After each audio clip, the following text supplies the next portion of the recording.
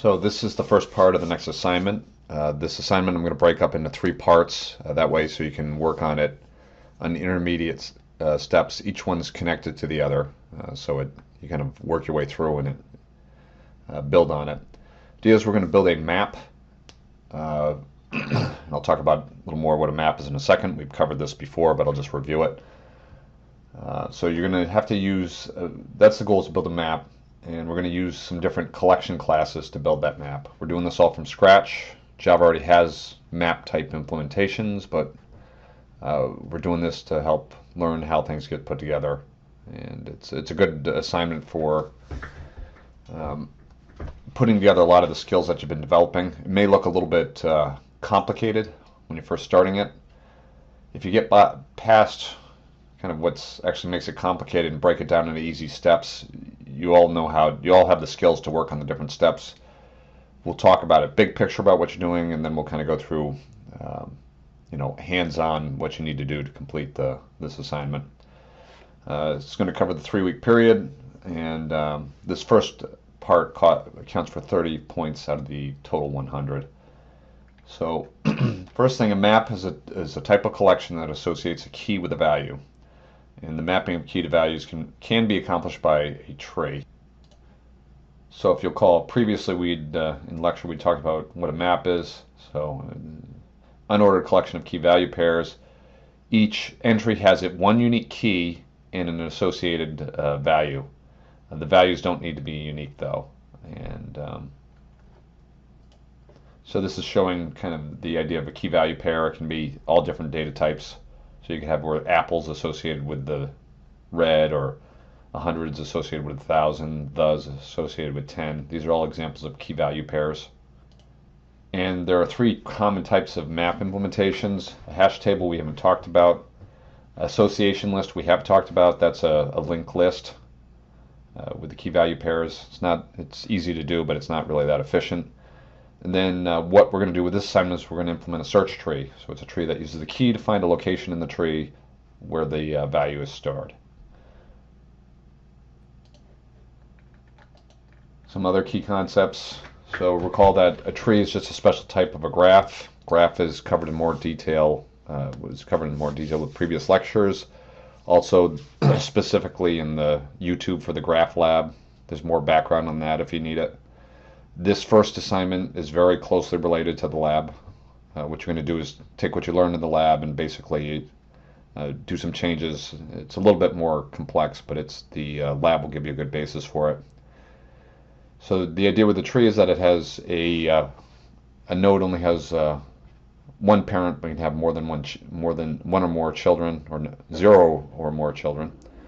A binary search tree, which is what we're specifically going to be using in this lab. You can have up to 2 children, but no more. All data values in the left subtree are always less than the node value, and all data values in the right subtree are always greater. So this shows a binary search tree. You have a node here. In this case, the values or the keys are M, or capital characters. So D is less than M, so it's to the left. R is greater than M, it's to the right. P is greater than M, but it's less than R. Z is greater than M and is greater than R, so that's why it's there. And then S is greater than R, but less than Z, so that's why that's there. So this is how a binary search tree looks. And one thing that's specific to this assignment is the same type idea as with the lab. You're going to use the edges of the graph are going to be represented by a finite graph. This first assignment, we're only worried about implementing the finite graph using an adjacency matrix, which is just a 2-dimensional array. And if you need more background in it, it's in with the Graph Lab. But so that's first piece. That's what we're focused on. It's a little bit.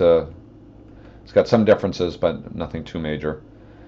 Goals of the lab are to have you gain some experience programming different types of collections, to take both an abstract and implementer view of the code developed. We've talked about that several times. It's a very important concept. In this first part, we're going to be taking an implementer view of the code. We're worried about the internals. And this is relatively realistic example. It's a little bit, it's got some twists in it that make it not something you would actually implement in real life, but it's good for helping you think through this. The actual code for this first part isn't really all that great. It's less than 100 lines of code. The main thing is more you have to think through about what you're trying to do at each step. Some other goals of this lab are to help you develop an orderly process in developing your code, and also, not in this part, but to get some experience with text, working with text files. It's a big part of programming, is working with text files. We're going to do it later on, but not quite yet, and this is part. Some other kind of key aspects. I'm going to give you 2 sets of unit tests. One is for, you're going to have to create 2 classes for this. One's called element, the other one's directed graph. If you pass all the unit tests for the element class, which is relatively straightforward, you get at least 10 out of 30 points on the assignment. And so what you can do with this, with running the unit tests, I don't give specific directions on this, but if you follow the video for the graph lab, it's identical. You just need to adapt it for the different file names. Other than that, it should work the same. Passing both set of unit tests, meaning the ones for elements, but then there's another one that's for the directed graph, that guarantees you at least an 80 or 24 out of 30 points. The last 6 points are do some more advanced tests that will test the code heavier. But as long as you kind of hit the basic implementation, you're guaranteed at least an 80, and it's not that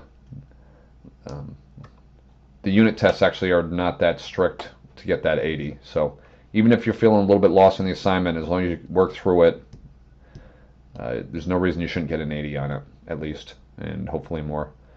However, I'm still seeing several failing to submit the right files, and this is a problem. So I mean, if you submit the wrong file, it's a 0 on this portion of the assignment. So I mean, this is easy to do. After you submit a file, or make your submission, just check to make sure you actually submit the correct files.